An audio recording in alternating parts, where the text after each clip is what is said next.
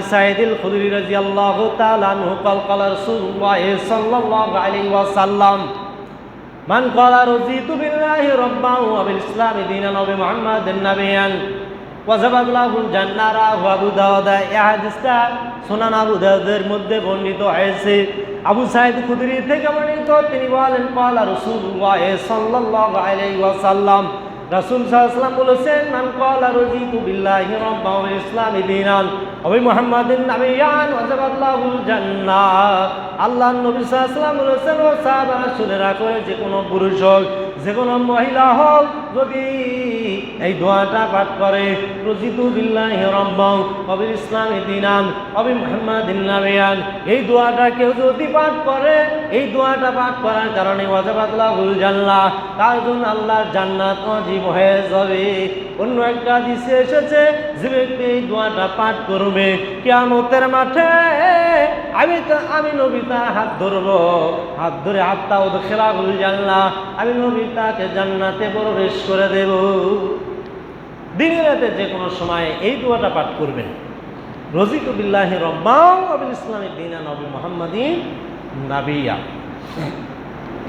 মসজিদ সবচেয়ে ভালো জায়গা, বাজার নিকৃষ্ট জায়গা।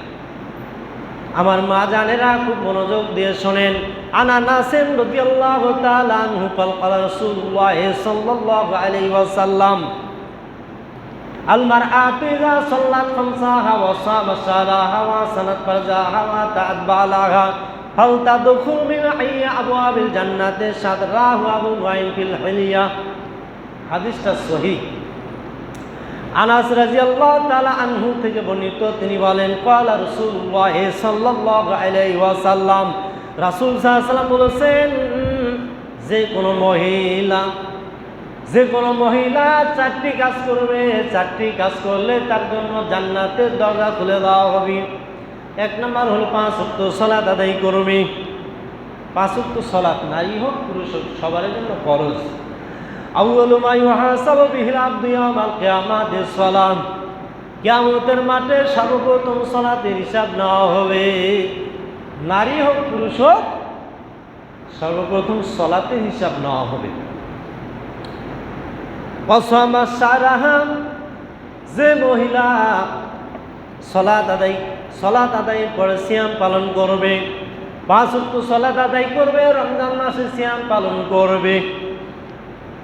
ওয়াহসানাত ফারজাহা, লজ্জা স্নানের ইবাদত করবে, জিনা ব্যভিচারে লিপ্ত হবে না।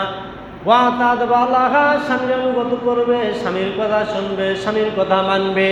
আল্লাহ নবী সাল্লাল্লাহু আলাইহি ওয়াসাল্লাম বলেছেন, এই 4টি গুণ যে মহিলার মধ্যে পাওয়া যাবে, তার জন্য জান্নাতের দরজা খুলে দেওয়া হবে।